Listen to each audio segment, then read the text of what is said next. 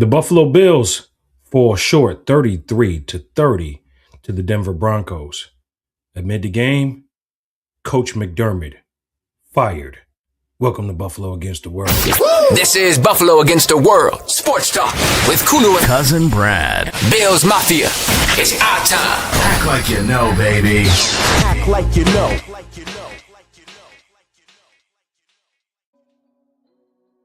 Welcome in everyone to the second edition today of Buffalo Against the World, the official show. We had some breaking news earlier with the firing of Coach McDermott. So Cousin Brad and me, we did something a little different. We came on a little bit earlier today on this snowy Monday in Buffalo, New York. A lot going on. Cousin Brad, can you just give us an update going around the league as to the scores as we normally do on our show? I can't. I don't have my phone with me here. There was some technical difficulties, but I'll let you know the 49ers lost, so they won't be going. The Seahawks won, the Patriots won, and the Rams won. And unfortunately, the Broncos won. So they will be your final four. Packers defensive coordinator is looking at the Miami job to be their head coach. And big news today, Sean McDermott has been relieved of his duties as Buffalo Bills head coach. We talked about this earlier today. Go ahead. I'll let you start it off. Yeah, just a quick rundown of the scores. The Rams overcame the Bears. Oh, we're going to get into that. 20-17. The CJ Stroud was just terrible. 16-28. The Patriots going to the AFC Championships. It's the first time since Tom Brady. 49ers fall to the Seahawks 41-6, and of course the Bills fall to the Broncos 33-30. Oh man. Tough loss, Cuzzo Brad. You know, we came on the show. We really didn't address the game too much, but we definitely know the results. You know, and the results was heartbreak. Another year of heartbreak for the Buffalo Bills in their season-ending game, the playoff-ending game. Tough loss. Josh Allen was crying after the game. Deion Dawkins crying, Brandon Cooks crying. You know, it's a long season, and I think we need to take time to talk about that. You know, the wear and tear. Guys like Josh Allen, who gets hit often, just about every game. The wear and tear of a season, and how it comes to an end, and how it came to an end. Many people are talking about the 5 turnovers. National media is going with that narrative. Hey, you turned the ball over 5 times, expect to lose a game. That's absolutely true. That's valid. But when you still have a chance to win that game, and it's stripped from you in the fashion that it was stripped from you, that hurts even more when all you really had to do was another play. And you go ahead and you get a go-ahead kick to win this game. And we're in the AFC Championships facing the New England Patriots. So we're talking a whole different story. And here we are once again, another season, Cuzzo Brad, where a controversial call caused the Bills an opportunity. We had the tush push last year, which according to the virtual spot, Josh Allen got the first down. It was ruled against Buffalo. They changed the rule for that. We know some seasons before that, the overtime rule was changed due to Josh Allen not getting an opportunity to go down there and score. So that changed overtime rules to where both teams now have an opportunity to score. So I'm hoping that this will be another rule that will be changed, especially after seeing this, Cuzzo.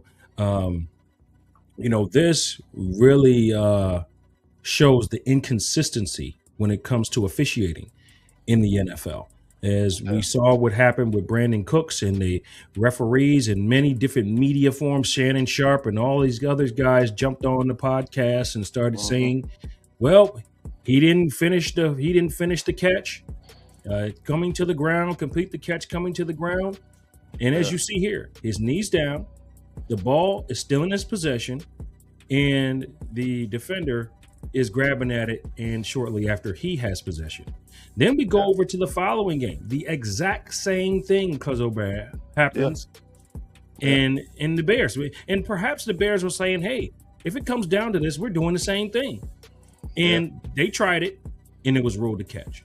So the inconsistency of these rules in the NFL, Cuzzo Brad, really, really showed its ugly head, and it got people back on the narrative that the NFL is rigged for certain teams. Now, there is stories out there saying that the NFL is rigging this for the New England Patriots and the Seahawks to have a rematch in the Super Bowl. I don't want to go there far with too much conspiracy, but at the same time, it is looking like it's probably going to lean that way, especially with Bo Nix not going to be able to play, him being out with a broken ankle. So first of all, what's your thoughts on the game, and how'd you feel about those calls? Those calls were absolutely horrendous. I mean, they were horrendous officiating calls. I mean, you have to, and the fact is, we just kind of had to eat it. Like, we just kind of had to eat it. Like, oh, it wasn't a catch, and we're not going to review it. We're not going to take time to look at it again. It wasn't a catch. We're just going to eat it. I mean, we're just going to go ahead and keep playing, and he intercepted the ball. I mean, that's number one. Number two, it was a pass interference that was clearly on the defender. Wasn't called at all. They showed it multiple times. Didn't call that pass interference. And we just had to eat and that very play. Yeah. That very play. That very play. Mhm. Let me get back to it here. This very play, McMillan was PIing PI against Brandon Cook Cooks. Yeah. on that very play. Yeah. And they didn't even call it. And I mean, yeah, you can run with the narrative that the NFL is rigged and the refs made a bad call. We made bad calls in that game as well. We were still in that game. That's the number one seed in the AFC on the road, thin air. Everybody was gassed on our team and their team. We were in that game. But at the same time, we made some crucial turnovers that you can't make in a playoff game to determine the outcome. It was a 10-point swing at the second half. Cook made a fumble. That happens. All right, I get it. They capitalized on the opportunity. They score.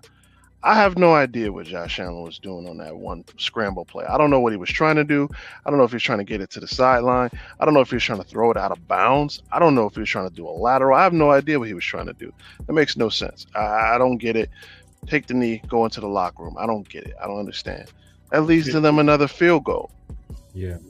They said this also happened in the Texans-Patriots game. It possibly did. Yeah, I forgot to mention that. The exact same play happened again, and it was ruled a catch again. Right. And I mean, it goes back to the Calvin Johnson rule, where he caught the ball, had a hand on it, then it came out, his hand at the end of the game and went out of bounds. They call it the Calvin Johnson rule. You got to maintain possession throughout the act of a catch, which, I mean, to me, this doesn't fall under that rule because there was no defender around Calvin Johnson. He fell on top of the ball. So that statement that some of those podcasts makes are completely irrelevant. Which was absolutely stupid too, because the ground can't cause a fumble. Exactly. So that makes no sense. So there's no traction on that. Yeah. Like it was a catch. It was a catch. It was a catch. The other defender came out with the ball. We had it. Like, come on, bro. Like, what are we talking about? Yeah. I get it. It's like, how many hurdles do we have to jump through to get the officials on our side? You change the 13-second rule. You change the alignment to where we can get the first down or the measurement or whatever you want to do. But at the end of the day, the virtual measurement. You change the kickoff rules. I don't think that had anything to do with us. I guess they're trying to make a game safer. But, I mean, we shouldn't even have been in that position. Like, we shouldn't even have been in that situation. Like, we had these guys. They were not the better team. They got lucky. Yeah. Or they got bailed out, I should say. Oh, yeah. Without those turnovers really equated into points. I mean, we were in control. I mean, So that's a 10-point swing. Without those 10 points, they don't win that game. exactly. So we're talking about that. Right. Again, Sandra mentions not kneeling. That's on McDermott. It is. That It is was an on aggressive McDermott. call. It But was an aggressive call, but he's but not the quarterback. And the quarterback, and within he's not 16 seconds, fumbling. need to take care of that ball. Exactly. That is And on ju- the. That is not McDermott. and I think Yes. this is one of the things that I had a problem with is give your quarterback these reminders. You know, it can be reckless at times to take care of the football, especially after the Absolutely. James Cook fumble. You've got to take care of the football. We quickly saw how things turned around every time we turned the ball over. We Right. kept them in the game. We made it an easier game. I mean, we came out, we were manhandling their defensive line. We were Absolutely. manhandling their defensive line. Yeah. And this game would have got out of hand within the second half if we would have just kneeled. So at the Exactly. end of the day, it didn't happen that way. A Right. lot of situations went against the Buffalo Bills. The sack coming off of the first half, hmm I'm not going to fault Josh Allen with that. He got hit from the blind side and he That fumbled. was a terrible play call. I have no idea what they were doing. Yeah. Again, that's on the coaching staff. Why would you have Khalil Shakir, who is your smallest wide receiver, to chip a defensive end and knock him out of the tackle, the lane for the left tackle to block him? That just leaves him unguarded. He ran right past Deion Dawkins because you had your wide receiver chip him, knock him out of the lane. Like, what are we doing? Why would, Yeah. if anything, you got to have a back or a tight end Yeah. or something do that? Why would you have a wide receiver do that? That makes no sense. And it was a pass play. So what are we doing here? Like, I don't understand what we're doing in regards to that. That made no sense at all. Yeah, that's either on Joe Brady. I have no clue, but it's McDermott's call to make that call for, no, it's actually Joe Brady's call This, to Joe make that. Brady's call. That made no So sense. again, um, not a good thing because I believe they scored on that as well. They So did. Yeah. so here we go. I mean, at the end of the day, turnovers killed you. Yeah. This is before this catch/interception Yeah. um, that really put the Bills their backs against the wall. Mhm. All in all, they were still resilient, Still and fought all to in win. all, they had an opportunity to win that game, and that game should Absolutely. have been won. And a lot of these games we're seeing are decided by one play in the playoffs when it comes to the Buffalo Bills. No matter how good or how bad they play, Mhm. it's always down to one play. And another thing that's credit to Sean McDermott, Buffalo never quit. They never quit. You saw how exhausted they were. James Cook was exhausted. He was on the sideline. Every time he come out the game, he was bent over, trying to catch some air. The defensive line, offensive, they were gassed, but they never quit. That's how much that team wanted to win that ball game. It's the playoffs. That team showed no resilience. So shout out to them, man. It's an unfortunate way to end our season. We ended in the playoffs again to a team that we played them 10 times out of 10. They probably win maybe 3 to our 7. So I don't know. I think the Bills, it was a hell of a ride. You guys played a Yeah. heck of a season this year. Blood pressure was running up. It was fun to be a Bills fan, as I said it earlier on in the season. I said it was going to be fun to be a Bills fan. It absolutely was. But I feel like, man, everything is just crashing down now. And but we'll get to that later. But go ahead. Yeah. When you look at these plays, because you have to get a sense that something is going to change Mhm. at the end of this season with these calls. Mhm. Because it's too many, and it's almost like it's what they call karma, where hey, you called one play an interception, and 2 of your officials in 2 different games called it a catch. So which is it? And they're going to have to be accountable for that because the whole league is watching, and it makes it appear that they didn't want Buffalo in the Super Bowl. Now, I have a guy, and he's a conspiracy theorist, and he said that it was kind of announced that the Buffalo Bills and the Philadelphia Eagles would be in the Super Bowl this year, especially when they said this may be the Super Bowl preview. Once supposedly, this is conspiracy, once supposedly Philly lost, it took Buffalo out of the equation as well, and they had to get Buffalo out because they knew Buffalo could beat New England. So the new narrative was now shifted to New England Seahawks 2, which they believe is a better Super Bowl. Now, take what you will from that. Drop comments below if you agree with that. Do you think that the NFL is rigged to an extent? I tend to not want to believe that because I do watch these games and I love this game of football, and I think it's pretty hard to rig a game. But I do think to some extent it is sports entertainment. But let's hope we're not watching WWE here. I mean, I don't think it's WWE. I don't think they're necessarily rigging game because I mean, I'm gonna be honest with you. Josh Allen is the biggest superstar in the playoffs. He was the biggest superstar in the playoffs. Drake May is coming into his own. Sam Darnold looking like a stud, looking really good in his season right now. Kalen Williams finally come out of his shell, and those Bears look extremely good. I thought it was a flash in the pan thing, like they wouldn't last long. Nah, those boys got some heart. Those boys got some heart over there in Chicago. 49ers are America's second favorite team. So I don't think it was something against them. LA, biggest market in the country. Well, they're still in it. LA's still in it. That's what I mean. Biggest market in the country. So I don't know why you would, say Philly and Buffalo would. I'm not saying you. I'm talking about the conspiracy theory. It'd be Buffalo versus Philly, which has never happened before. These are two blue-collar cities. I mean, Philadelphia and Buffalo. Philly was there last year, and you had them being eliminated presents the opportunity for a new champion. So I don't know how much sense that would make, even if you were trying to rig a game to, keep Buffalo out. I think Josh Allen was the only star that you had here, and him only, being, who he is, MVP, only generates more money. Yeah. A lot of people have opinions on this, and this is starting to grow. And this is exactly why, Cuzzo, having this discussion is important because the fans, not just Buffalo fans, are concerned.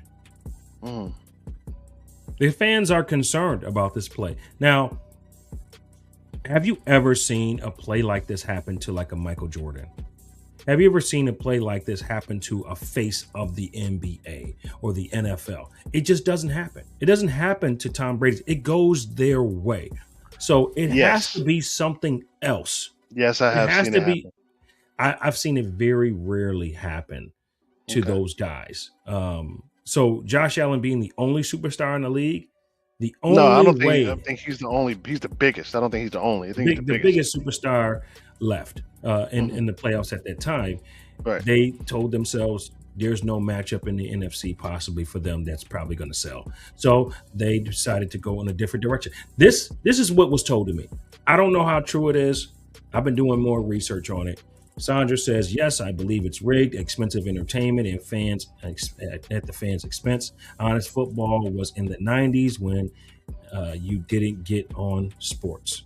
Well, I think gambling in Vegas may have a lot to do with it. And who knows what the refs' agenda was because they didn't even look at the play. Now, here's the interesting thing about Vegas. You mentioned that. So Thursday, we were ahead. We were ahead by a point. Friday, we were behind a point. Saturday morning, they were ahead again by a point. So it's like it was Thursday, it was plus Buffalo. Friday was plus Denver by 1. Saturday plus Buffalo by 1. I'm sorry. Let me say that. Let me start again. Thursday, it was plus Denver plus 1. Friday plus Buffalo by 1. Then Saturday morning, it was plus Denver by 1. That is a little weird. I will say that's weird. Oh yeah. That is a little weird. And the injury report didn't have anything to do with it. And this mind you, the game was at 4:30. The line changed at 11 o'clock. So that's weird. I'm just throwing it out there. And they won by 3 points. Yeah, you might be on to something. Just saying. You might be on to something. And I think Sandra mentioned earlier that supposedly Sean McDermott was filing something against the NFL and a grievance in regards to mismanagement of a game. So we'll see how far that goes if it is completely accurate. So we'll get into that as well. And overall, those guys played their hearts out. They did. Those guys played their hearts out. I got to give big shout out to Deion Walker, man. Deion Yeah. Walker Yeah. was a man amongst boys out there. Had an Yeah. interception in that game. Yeah. Man, he was everywhere. He was everywhere. We didn't touch Bo Nix. We didn't sack Bo Nix now. Nah, didn't get But a touchdown. at the end of the day, Made his life hard he though. he was a force to be reckoned with in that game. So big shout out to him. You got any shout outs for anybody on the team? I want to give a shout out to Tre'Davious White. I know it's probably your last hoorah. You're the last member of the SWAT team on this team. Jordan Boyer was out, Micah Hyde's retired, and you were the last member of the SWAT team that's on the team. And you played your heart out. It was, you did your best. I got to give a shout out to you for not knocking the ref's hat off when you got that terrible. I mean, it was pass interference, but shout out to you not knocking the ref's hat off. Because if it was me, if I'm going to lose, I'm knocking your hat off. I know I'll probably get fined. I don't care. He threw his helmet down. He probably should have got ejected, but shout out to you for showing composure. Because if it was me in that same situation, I'm knocking the ref's hat off. I'm just doing it. I know I'm going to get fined. I know I'm going to get kicked out of the game, but hey man, crew, you know how we are. I'm leaving here with something. I'm leaving here with pride. I don't care. I'm knocking Yeah. the ref's hat off. I know I'm gonna get flagged. I know I'm gonna get fined. I got the money. Look, I'm knocking the ref's hat off because I'm going viral and it's gonna be on YouTube. So I don't And, care. and potentially this is his last career game. Exactly. I understand it. At the end of the day, tough loss, man. Yeah. Tough loss. And shout out to Joey Bosa too, because I seen that in a lot. The tunnel. They were coming up the tunnel and he launched his helmet against the wall. He wanted it. He wanted it bad. So shout out to Joey Bosa too. You know what's so interesting? Hearing Joey Bosa, hearing Brandon Cooks, these 1-year players, these guys come to the city of Buffalo and they love it, man. They love the city. They love this team. They see these fans and they fall in love with them and they end up staying here. And Joey Bosa had an up and down season. Led this team in turn and fumbles, fumbles and takeaways, and he had a great start to a season. Injuries came back to him as they always do, but he was really the best defensive end on this team despite those injuries this year. So he turned out to be a nice big signing for the Buffalo Bills. So obviously, Cuzzo, the big news that broke earlier today, Yeah. McDermott being fired. We had a disagreement. We had a disagreement about this earlier when we came on in regards to whether he was scapegoated or not. Absolutely. I tend to agree. I believe McDermott and Bean were a package deal, and you can't get rid of one and promote the other. It just makes absolutely no sense to me. Bean was the reason why this roster was constructed the way it was constructed. And I just can't see how Bean can say, well, I gave him everything I could had. And no, you didn't. Trade deadline, Jalen Waddle, you did absolutely nothing but sit on your hands and you let him sit there in Miami when you had an opportunity to get him, which you probably may not get again because they're going to get a new head coach. So that ended up being very stupid on Brandon Bean's behalf because he wanted to hold on to the 2026 first rounder and wanted to offer them a 2027. Bean, where is your responsibility? Like you just sit back and said, okay, McDermott 4 years ago made Dable the scapegoat or Frazier. First it was Frazier, then it was Dable. He couldn't get along with him. Then it was Ken Dorsey. Then it was our offensive line coach. Then it was our strength and conditioning coach. It was all of these things. And now, at this point, Brandon Bean says, it's not none of those guys. It's you. And Brandon Bean keeps his job and gets promoted. It makes absolutely no sense. I'm not against the McDermott firing. I'm not against it. But I do think they were a package deal, and they both should be gone. Oh, but you finished. You that was it. Yeah, that was it for now. Yeah. Okay. All right. I totally disagree with Sean McDermott being fired. I totally disagree with Brandon Beane being promoted. Where have we come? Where have we come? Like, I sat on this all day, and it. Where have we come as a city and as a team? To me, I mean, unless something happened behind the scenes that we don't know about, I don't know. Maybe Sean McDermott slapped Brandon Beane in the face. Maybe he slapped Terry Pagula. I have no idea what happened behind closed doors. I don't know. There were no reports of that. This dude should not be fired. This dude should not have lost his job. This dude had one losing season. That was Josh's rookie year. This dude came in to a team that was a laughingstock and changed everything. And you're gonna fire him while we're good. Like, if we didn't make the playoffs, sorry, you gotta go. I get that. If we have a losing record, sorry, you gotta go. This dude, as a coach, we made it to the playoffs. We didn't win a division. Mind you, he has 5 straight division championships. 5 straight division championships. We didn't win a division this year. We made it to the wild card. We beat the first round Jacksonville Jaguars, who had the number 1 defense in Jacksonville. Beat them.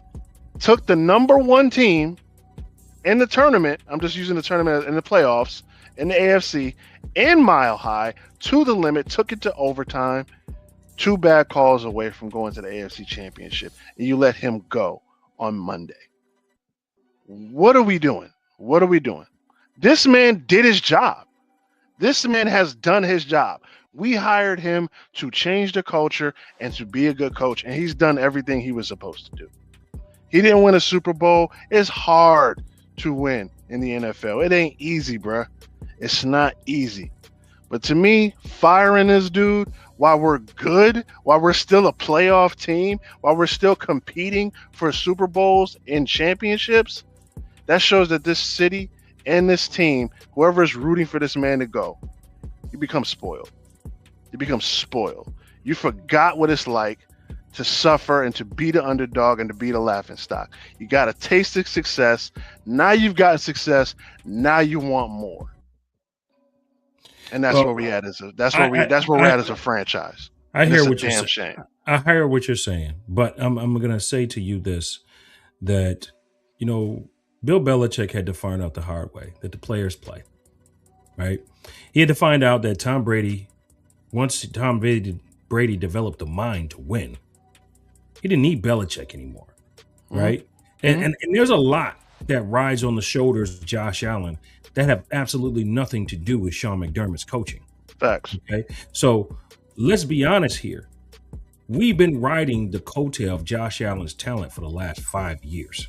Facts. I'll give you that. Okay, there's been so many things that Josh Allen has overcome, from players, from coaching, from referees, and yet this guy has still won. I keep saying it.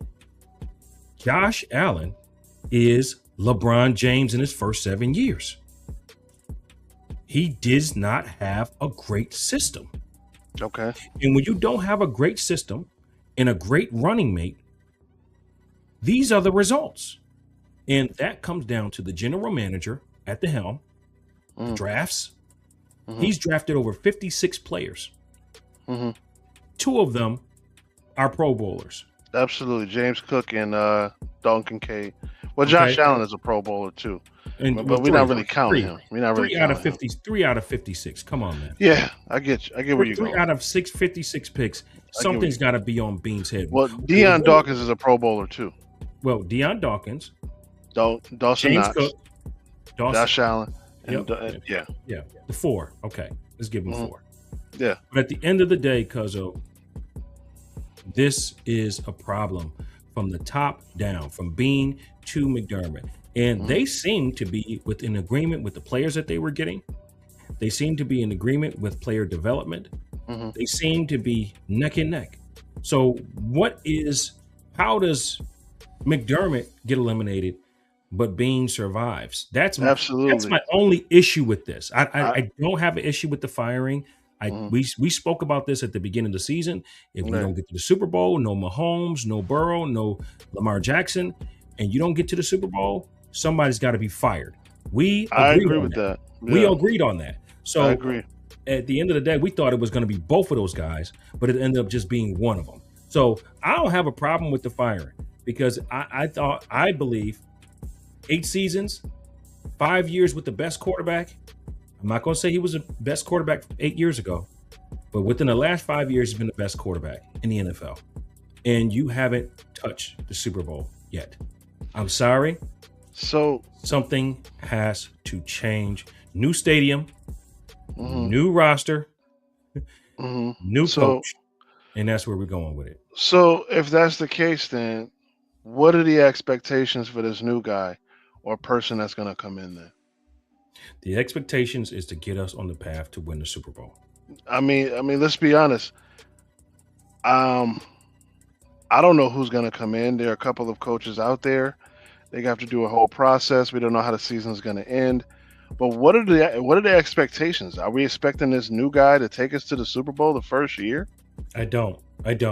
So Um, then why let Sean McDermott go then? What's the drop, if that's not the problem? If McDermott not getting us to the Super Bowl is not the problem, then next year what are we competing for, to win the AFC East again? To get drop back that comments glory? below. Drop comments below, please, if you have a suggestion of who you think would be the best replacement for Sean McDermott for the Buffalo Bills. Please drop your comments down below. We'll highlight some of the good ones. Or or who shouldn't be the replacement for Sean McDermott? Who shouldn't We're be? gonna go with should for now. Let's go with should, and then we'll get into shouldn't. So let As me ask you: things Do you come. have a candidate who you got your eye Yes, on? Because I have one. I I have mentioned one. it earlier. I have three. Okay, I go ahead. have I have John Gruden as number one. I Okay. have Brian Dable as number two, and I have Hmm. Coach Belichick as number three, leaving Okay. North Carolina to come back to the NFL to resurrect, to get the best out of Josh Allen. Those are my top three. I believe Josh Allen needs experience. He Hmm. does not need a young coach. He needs a coach he can respect, a coach Hmm. who has won in this league, Hmm. and possibly even a Super Bowl champion. But Okay. that's my decision. All right. I have three, and I'm gonna give you my reasons why I have them. My number one will be Brian Flores, the defensive coordinator for the Minnesota Vikings. Here's why. Yes, he's a defensive coordinator, but to me, offense, you're good on offense. We need somebody to be on the other side of Josh Allen. We need a defensive coordinator that's going to tighten up that defense so Josh Allen doesn't have to work that hard. I feel like McDermott dropped the ball when it came to that. Bobby Babbage, they dropped the ball when it came to that. They were doing the best they could, but it wasn't working. I feel like Brian Flores, being the defensive mind that he is, he will take this defense, restructure it to be that other cushion that Josh Allen will have to put the Superman cape on. That's number one. That's my number one go-to guy. I agree with that. Number two, if we're going to go offense, I think Cliff Kingsbury would be number one candidate. I mean, there's talks of him going back to Arizona, but look what Cliff Kingsbury did with Jaden Daniels in his rookie year. They were in the NFC Championship, if I'm not mistaken, correct? Mm-hmm. Dude's an offensive guru. Had him working in Arizona till they just started sucking, an injury bug hit them. But his first year with Jaden Daniels brought them, they were a juggernaut when it came to offense. So I think Cliff Kingsbury would take Josh Allen, just elevate that offense from whatever he can do. And the last one would be Marcus Freeman, the coach from Notre Dame. Just simply because if we're going to go young, if we're going to go hungry, I think the way he is, his demeanor would be the best coach for us. Okay. So Yeah, that's how I would go. a couple other guys mentioned Marcus Freeman. I don't watch college football, so I don't know much about him. I think Brian Flores is definitely somebody. Yeah. The offensive coordinator also for the Redskins last year is definitely somebody to be considered as Yeah, well. Cliff Kingsbury. Being in the NFC Championship last Yeah. year, I think that's something to mean something. And even going after some of these assistants in the NFL. I think that's also a possibility that you may see. Eric Bieniemy's out there. There's some honorable mentions out there, but I think the fiery guy. I want experience. I want guys that Josh Allen can come in and kind of know I got to be at my best. Mm-hmm. And that's why I like Gruden, Belichick, and Dable. He respects Dable. He respects him, and that was as close to a system that he loved. Do you want to? That was as close to a system that he loved. Do you want to? Go ahead. I'll let you finish your point. And I said this earlier on the show. I do not believe, and I also dropped a reel on this, so make sure y'all go put your comments on that reel. Mm-hmm. That I believe personally, Josh Allen knew that this move was coming. He knew this move was coming. He knew it was a possibility. This is probably why he was crying. I believe he had knowledge that if they did not win this game, it would be McDermott's last game. So he walked out, didn't speak to the media today, and this happened. He went back to Cali with his wifey, and boom. I just can't see them not telling their $250 million quarterback, we're going in a different direction from Sean McDermott. Yeah, and I do have my phone now, and it is charged, and a couple of guys take to social media. Teron Johnson, Bill's cornerback, said SMFH. You can pretty much decipher what that means. Another one, Jordan Phillips. This S word is stupid, honestly, sickening. The best coach I ever had, best coach I've ever been around. It's coming from him. Levi Wallace. Man, my dog turned the whole organization around. One of the best I've ever been around. That is cornerback Levi Wallace. And it's funny you mentioned John Gruden. Don't think we're going to get him, honestly. And there's only one reason why. If you haven't heard, this is what he had to say about the Bills and what happened to Sean McDermott. They lost to the number one seed in one of the toughest places to play in overtime in a game where your all-world quarterback turned the ball over 4 times, and the coach is the one that gets fired. This is a crazy league, man. I agree with what he just said. How the hell do you fire this guy after that game? Are you blaming the head coach? Is that what we're saying, Buffalo? What the hell's going on? Yeah, we're probably not gonna. We're not gonna get Gruden. We're probably not gonna get him. So he's probably looking at that like, nah, I'm good. Or maybe Gruden just don't want to come to Buffalo. But at the end of the day, he's still a guy that I would consider. At the end of the day, a winner's a winner. Yeah, he's probably thinking what we're thinking. Bean should be gone too. Like you gave this product to Sean McDermott and said, go win a Super Bowl with it. Where is his accountability? Where is his accountability? He also built a good team too. He also, we're taking a lot away from what Brandon Beane did accomplish with the free agent signings and the guys that he brought in. He didn't do nothing this year. He did bring in Stephon Diggs during the COVID year, brought him in, turned the franchise around, turned the franchise into a juggernaut. He brought in Von Miller, which didn't pan out. That kind of sucks. He still brought Amari Cooper in. Amari Cooper was good. Drafted James Cook, drafted Ray Davis, drafted Maxwell Harrison, who I think has a bright future, drafted Dalton Kincaid, I think has a bright future. Deion Dawkins, Josh Allen, put Micah Hyde and Jordan Poyer together with Tre'Davious White to create the SWAT team. And he did not do that. Doug Whaley had them already. He inherited them. Oh, okay. I'm sorry. Yeah. I apologize. If we're going, do you really want Doug Whaley to Brandon Beane? No, I'm not. Exactly. I'm about to say. But I don't want Brandon Beane anymore. Brandon Beane is another one who's run his course. He's another one that's run his course. Let's get into our next segment. Let's go into our hater of the week. If there's any haters in here right now that don't have nobody to hate on, feel free to hate on me. Keep the hate coming. Buffalo Against the World show. Turn me up some more so my haters can hear. Well, I got an opinion. I'm sure you have one too. I'll let you do the honors. I gotta go with Brandon Bean. I like I said, I believe he's the hater behind this one. I believe he sat back and played both sides, played between Terry Pagula and Sean McDermott, and separated himself from McDermott so he didn't get fired.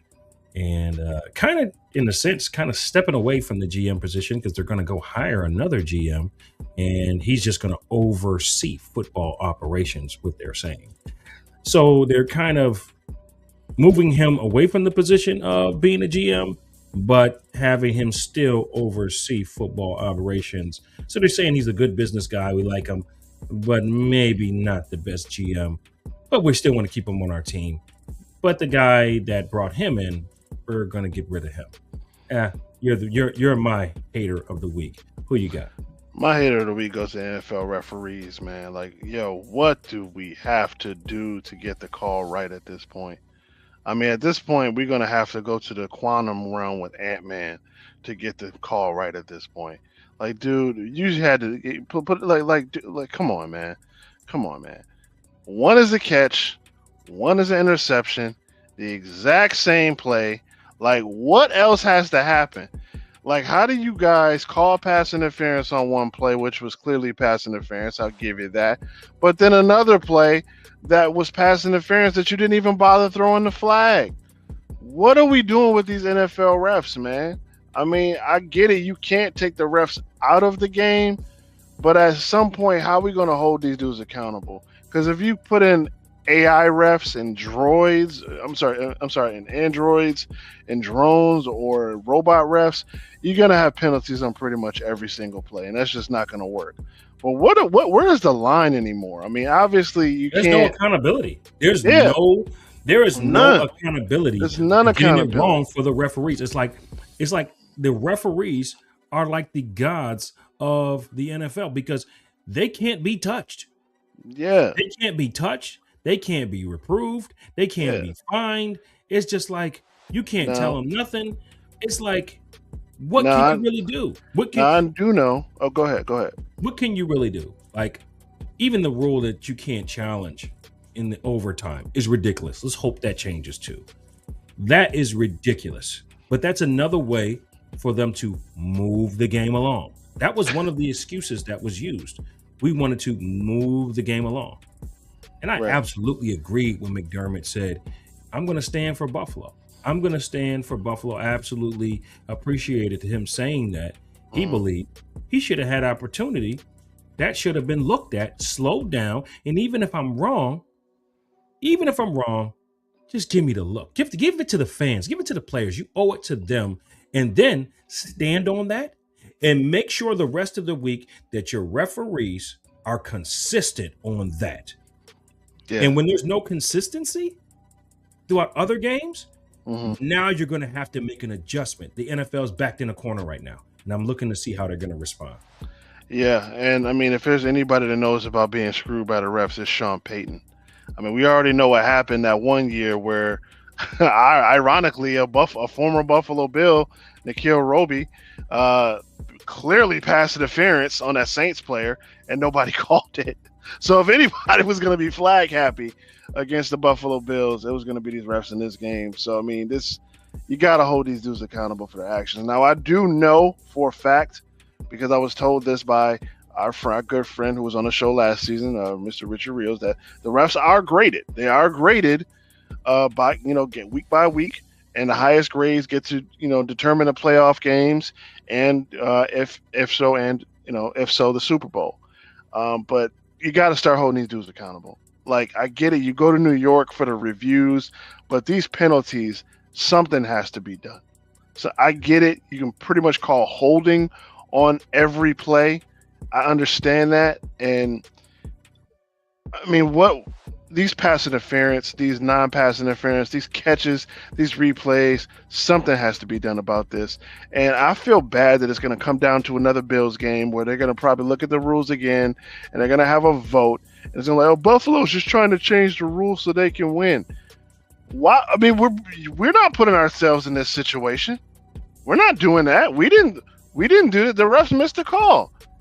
The refs missed the call. They missed it. And then, ironically, hours later, the exact same situation happens, and they rule that one a catch.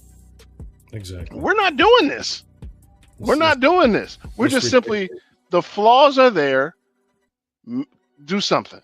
Do something. So my hater of the week goes to the NFL. Definitely. The boys in black and white. That's what there you go. LaShawn McCoy said. Shout out to LaShawn McCoy staying in on business. Shout out to Shady, man. Shady and Emmanuel Acho. They was both very upset. Oh, yeah. They were definitely outspoken about this. Shannon Sharp, he played for the Broncos. So, he's cool. He's cool. Yeah, I don't even watch his podcast. Yeah. I thought it was a catch. He didn't catch it. It was an interception. That's all it is. Like, yeah. We know who you're going for. We get it. Yeah. And you're not going to get it because your quarterback's injured for the rest of the year. So it's not going to happen anyway. So that's their quote unquote karma, so to speak. Let's go to our winner scene segment. It's us against the world. It's us against Buffalo against the world. It's us against. All right, Cuzzo, man, we've been on this all day, but let's give the fans an opportunity. Is it a win or sin that Brandon Beane is still here, but McDermott is not? Win or sin? What's your thoughts, Cuzzo Brad? Win or sin? Do you respect his business mind? Do you respect him? Do you think he still deserves an opportunity to still be with the organization? Or is he just at fault as Sean McDermott is? I can't say either of them should be fired because the team technically has success. The team has success. Did he make a lot of moves this trade deadline? No. But the team was still successful. The team still technically a couple of calls away from going to the AFC Championship competing for a Super Bowl. So I can't necessarily say that this dude should lose his job as well. Because, if the team is bad, then it's time to change it up. Mm-hmm. Team is good. Success covers a lot of the flaws for a team, and this team was successful. So I can't necessarily say it was a sin because he hasn't drafted bad. Yes, he has. I can't name a draft pick that I'm just like, yeah, he shouldn't have drafted him. Besides maybe Kyrie Elam. That was a miss. There's multiple. There's miss. I'm not going to get it. What's the offensive lineman that we drafted that it's not even in the league anymore? We took him before. What's his name? The guy that's in Pittsburgh now, the receiver Metcalf. We took him before Metcalf, and I forget this guy's name, but he's trash, and he didn't even stay in the league long. But again, there was so many picks that being missed on. I think it's an absolute sin. They're a package deal. They've been working hand in hand together. They've had this tight, great relationship for many years. They both came from Carolina together. They've been pulling these Carolina players over here. They've been trying to bring these retread players back together. But did he not do his job? Isn't his job to get us in the best position to win? And haven't we been winning? He has not done. He's just as guilty as McDermott. He's just as That's guilty what I'm as saying. McDermott. Neither of them should go. If McDermott got fired, I'm saying, is it a win or sin that one got fired and the other didn't? And they're a package deal to me. Okay, so it's a sin. Then yes, it's a sin to me. Neither of them should have won. Yeah. So yes, that's the fact of the matter is they came together. They did things together. They lost together. They rode together. They died together. And one is still going on. So, and in a sense, Beane is being separated from the GM position, from the position that he would have been scrutinized for to be fired. So now he's just going to say, maybe Pagula likes his business mind, is just going to keep him around for something different to oversee football operations, but separate them from football. So we'll just have to wait and see how this all plays out. And on attention to that too, he made himself on a hot seat. He put himself on a hot seat. Now you gotta find the right guy to play McDermott. Because let's just say you get this guy, and we end up with a 9-11 record, missing the playoffs. Now what? This is Josh's 8th year. You going in the year, you going in the twilight of his career. 9, 10, 11. You know what I mean? Dude, you got to win now. Like, we're in win now mode. You made yourself hot. So, yeah, it's an absolute sin that he's not going to. All right, let's get into our top 5. This is the BA Dubs Top 5 segment. Buffalo, get ready. Getting hot. You got him? Well, let's get him. Get him. All right, Cuzzo Brad, the season's over. And no matter what we say, we're not going to wake up tomorrow and get a rematch against the Broncos. So it is what it is. We're just moving on. Bills fans, drop comments below. Please leave your thoughts. Leave your thoughts on who are the top 5 players of the 2026 season. Let's go. Let's go back and forth as we always do. And we will highlight your thoughts as you bring them to the table.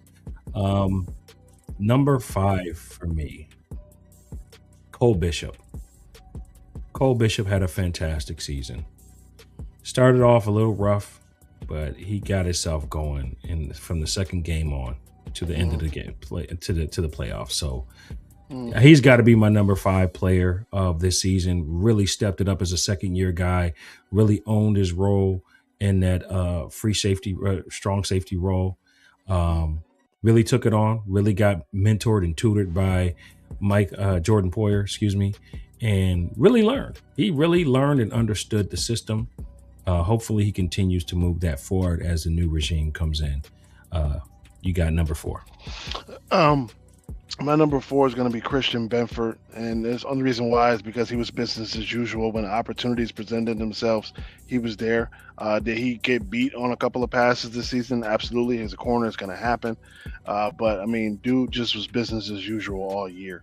He was just business as usual. Showed up to play when opportunity presented itself. He either picked the ball off, if it was causing a fumble, picking up a fumble, taking it back for 6, making a huge interception in the Bengals game, taking it back for 6, and just making plays all over the field. Dude was all over the place. I got to go with him as my number 4. Yeah. Number 3, I'm going Josh Allen. Josh Allen, number 3 player of this team. I'm not even going to give him number 2 because 5 turnovers in a number 2 or number 1, because 5 turnovers in a playoff game is just horrendous. You just can't do that. Got to take care of the football, and that alone will set you back for me. Well, again, best player in the world. This season just wasn't his best season. It's, he definitely was close to 38, 30, 39 total touchdowns.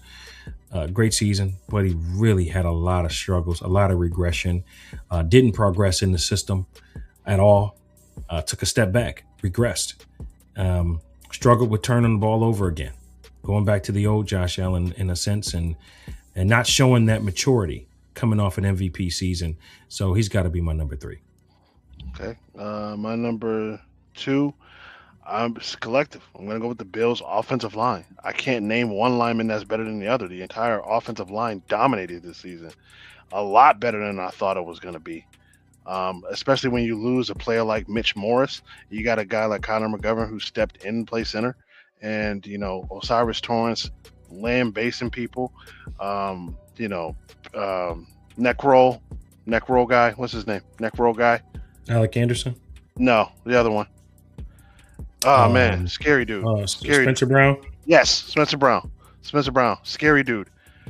Dude mauling people on the offensive line. And, of course, Deion Dawkins covering Josh's blind side. Offensive line was absolutely amazing this season. And, that's going to probably lead us to our number 1. But, offensive line as a whole, can we call them the kitchen? Because we know who number 1's going to be. Can we call them the kitchen? I'm also gonna say it's gonna be James Cook, right? Yeah. Overall, yes. But it really should be the offensive line. Should be number 1. And here's why: James Cook is gonna be in that number 1 spot, but the offensive line should be a number spot because there's no offensive line. There's no James Cook, and also James Cook cost us in that game. Cost us 7 points. Again, that game being so close. and you're looking at the overall totality of the season, there was a lot of balls on the ground for James Cook this year. A lot of balls on the ground. Definitely the rushing champion this year. Yeah. But again, I got to give that to the offensive line. So I would flip-flop it. I would give offensive line the number one. They are the solidified group that doesn't need to change at all. Absolutely. They do not need to change at all. Absolutely. Not saying James Cook doesn't. He definitely needs to work on some things with holding that ball. You know, he holds that ball very loosely when he's coming through the hole, and that is something that's gotten exposed. So for that, I think we should push him back, swap number 2 and number 1. Just my opinion. I mean, I can argue. Yeah, I can make an argument with that. But James Cook, he kept us in a lot of games with the way he ran the ball. I think, Cook ran the ball tremendously, and there wasn't a huge drop off when Ray Davis was in the game, or Ty Johnson. Yeah, Ty Johnson, or even Josh Allen. Running through the holes there. But James Cook, he was a problem that the defense had to account for. There were games where he was just running all over people, and there was no answer. But I give you that. The offensive line, some games they kept Josh clean. They kept Josh clean where he didn't have to do anything. It kept him really clean. And they were mauling people, man. They were mauling. They were putting people in position. It kept us in the position to win. And I got to give the offensive line credit. And you absolutely hit the nail on the head. None of those guys need to go. All of those guys earned every cent that they got this year, including Alec Anderson, who was the extra lineman. Any honorable mentions you want to throw out? Because I got a couple. Honorable mention, Deion Walker. Deion Walker, he's going to be a starter in this league. Yep. Work on that lower body. Work on that lower body strength. You got the upper body strength. Work on that lower body strength all off season. Get your body nice and balanced, and you're going to be unstoppable, man. You're going to be unstoppable. Hopefully, him and Ed can be a running mates together as the years go on. But Deion Walker, honorable mention for me. All right, honorable mention I'm going to give Maxwell Harrison, man. When he was in and he was on, he was great. He was great when he was on the field. Injuries kept him off the field, but he was on the field. He was great. It took him a minute to get on. Once he was on, I see a bright future with this dude. He played very well. Another honorable mention I want to go to is Shaq Thompson. Dude changed the defense. Oh yeah. Changed the defense. Like, he brought that fist back to the defense. Like, they were looking at us like, oh, we're gonna run all over these dudes. This dude came in the game and was like, okay, hold my Gatorade. And he brought that fist back to the defense. So I got to give Shaq Thompson his just due, his flowers, because that dude changed the defense when he got in the game. Oh, absolutely. Absolutely. And we've been talking about him all season. We better re-sign this guy. We made the mistake with Mac Hollins last year. Brandon Beane, make it your first priority. Make it your first priority to re-sign Shaq Thompson to a 2 to 3 year deal. He's 12-year veteran. He only got he's 30 years old. 12 years. He's 30 years old. I'll take him another 2 years. Okay. He's better than every young boy you got right now at linebacker. Get Shaq Thompson here another 2 years. All right. When you work hard, you gotta. This guy's earned it. He's earned it. Brandon Beane, make a move. All right. Sandra said something I thought we should do a couple hot takes on. What do we think we should? Do you think we should regroup? Who do you think we should keep? And there are a lot of free agents to hit on the market. I'll let you go first. Yeah. Tre'Davious White is gone. Thank you for your services, Trey White, and the years that you gave to Buffalo. But it's time to go younger, faster, and guys that are more durable for this game. He's gone. Milano should be gone. Terrell Bernard just signed a contract. I think we're going to still have to somehow figure that out because he's another guy that's been very, very injury prone. But when he's on the field, he is Mr. Fourth Quarter. Absolutely. When he's on the field. Absolutely. Jordan Poyer, he's gone. It's time to get younger there. Yeah. Whether it's Darnell Savage, they made a move for him. Can you develop him into a really good free safety? We'll see. That remains to be seen. So a lot of that defense is going to be restructured. Wide receiver, number one. The number one thing that has to be dealt with this offseason. It could be, do you try to make another run for Waddle? Do you try to make a move for A.J. Brown? Do you go with a rookie? Do you try to make a different trade for a different guy? I'm in the sweepstakes for A.J. Brown. I'm in the sweepstakes for Jalen Waddle. I want a veteran receiver to team up with a nasty attitude and some speed that's hard to guard. I think that would be a game changer for this offense to have somebody, and having A.J. Brown to me, priority to me, because you're going to get I know people are scared of the diva stuff, right? I'm not, because you need some guys with some grit on your team. You need a TO every now and then. And he's saying, give me the ball. I'm going to do something. Give him the ball. He's that good. He is Eric Moulds of this era. Get him the rock. So that is the main change I would do. Is obviously I would grab a guy and draft a guy, and draft a couple guys to really compete at the wide receiver position. That's my stance. That's what I'm seeing. Okay. I would definitely get rid of Milano. Gotta let him go. Poyer, thank you for your service, SWAT team member. You gotta go. Tre'Davious White, you've been replaced with Maxwell Harrison. Gotta go. Get some depth at the corner position. I would keep Shakir. Shakir's locked up. We got him. Coleman's gotta go. See the screen? Oh yeah, I just said it. Yeah. I mean, it's not working. It's not working. Either a new offensive coordinator, depending on who it's going to happen, going to change the structure to where we're going to use him where he needs to be used, which is the red zone and possibly the jump balls. I mean, that's what he's good at. I'll give him that. He got ups. He can jump. I give him that. He can jump he can get those high balls. I can get that. You can give him that.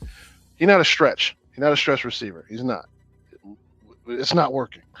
I would trade our second round draft pick and Keon Coleman to a place like New York, to a place like LA, to a place like Seattle, where they got receivers on deck that we can plug right into our offense. Preferably Garrett Wilson. Dude hasn't caught a pass since October, playing for the New York Jets.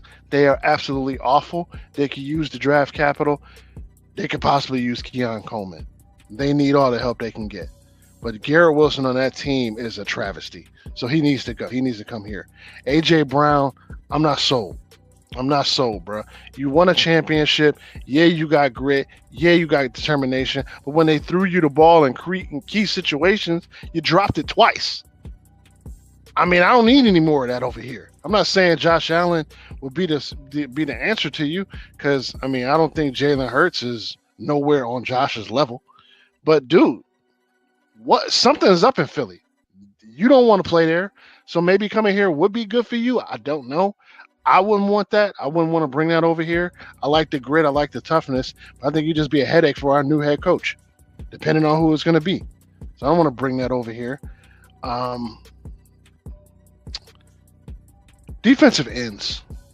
We got to do something. We got Joey Bosa. I don't know if we're going to keep him another year. No. Yeah, I don't know if we're going to keep him another year. Groot, wasted a lot of money on. AJ Epinesa, who I think had a good year this year. I mean, he didn't have a good year sack-wise, but, I mean, I think he had a good season. Knocking balls down, intercepting passes, making tackles in the backfield. I think he had a solid season. I'll give him credit there. But defensive end, pass rushers, we got to get pressure on these dudes. Because Mahomes, Burrow, Jackson, and now Drake May, and now Bo Nix. Hey, it's quarterback league now. We got to get some guys that's going to get the quarterback. So that would be my take on that. Well, Sandra says that Keon Coleman was speeding down Abbott Road in a sports car, late for work. and didn't get tickets, but it's happening. So the police had to go to the Bills. So, I mean, I don't know about those things. I know he was late to practice. I know that was reported. He's a young player, and hopefully he learns from this season and really goes to work on himself in the offseason.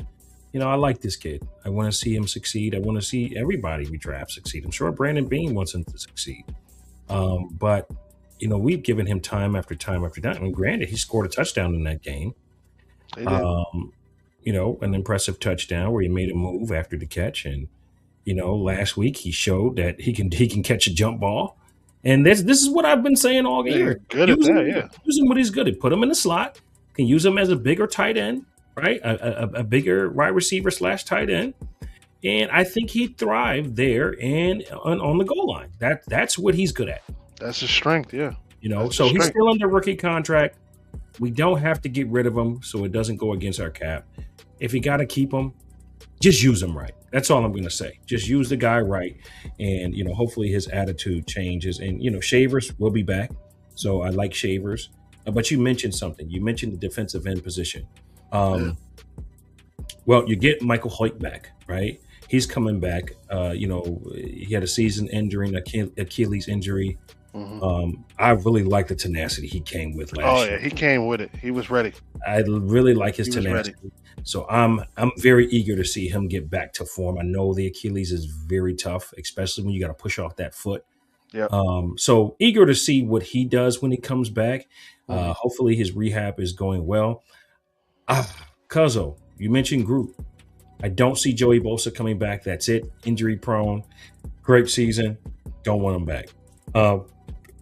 Groot. I would trade him. I would trade him tomorrow.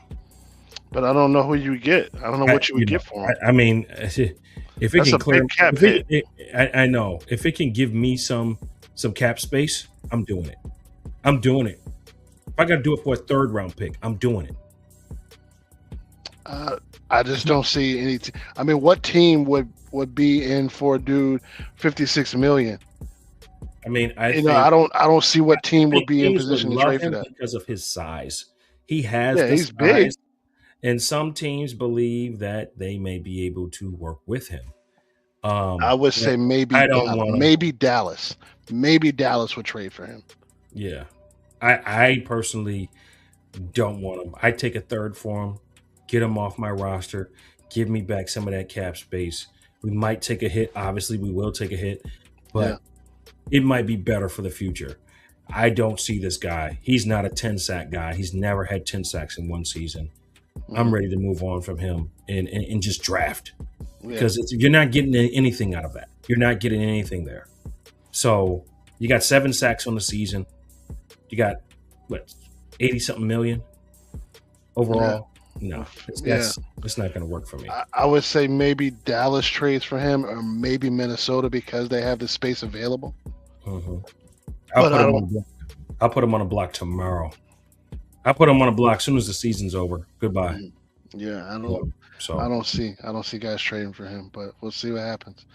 But I mean, a lot of this is going to fall on the new coach and who we hire, and we got to get the right guy. We got to get the perfect guy, because if we don't, we're going to immediately go into rebuild with a Josh Allen in his prime, we're going to have to put a lot more on if we don't get the right guy. Well, we'll see in the next few days, Cuzzo, whether who's going to be getting interviewed. I'm sure they're going to be lining interviews up and scheduling some interviews, and we'll find out what's going on. As we find out, we will let you know, as Jay Reezy is behind the scenes watching everything and going to give it to you right here on Buffalo Against the World. Cuzzo, as for Sean McDermott, it's farewell. It's move on time. And the beat goes on. And the owner made this decision, and we have to stick with it. Look, on the bright side, nice plug. The bright side is, let's see. Look what's going on with the Sabres. They got rid of the GM. They won 13 out of 15 games. and they're on a good. roll. They're second in their conference right now. And in their division. And like it's really turned around. Sometimes you gotta let some fire into a team for things to change. So McDermott was beloved here in Buffalo. He did great things here, but ultimately could not get over the hump. We completely agree that Brandon Beane should have walked with him, but that was not the decision by the owner, and he survived that onslaught. So it's going to be some changes coming. Hopefully we see some changes to the defense and we see some upgrades on the offense. And hopefully we get us an offensive-minded coach this time to really propel Josh Allen into winning the Super Bowl. All right. My final thought is, Coach Sean McDermott, thank you. Thank you very much. Thank you for taking this team that you got dumped into your lap and change it into a championship caliber team. Thank you for hanging in there through the good times, through the bad times. Thank you for turning this team into a powerhouse again. Thank you for restoring the stampede that is the Buffalo Bills. So thank you very, very much. Much respect to you, Coach. Thank you. Yep, it's been a great ride. This is Kulu and Cuzin Brad. We're 12 minutes over our time. This is Buffalo Against the World. We will see you soon as we get updates. One love, everybody. This is Buffalo Against the World Sports Talk with Kulu Cuzin Brad. Bills Mafia.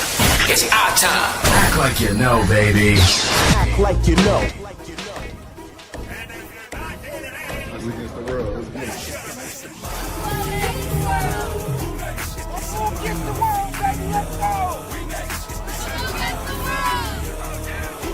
High, big BSS, man. Buffalo versus the world, man. Take on anybody.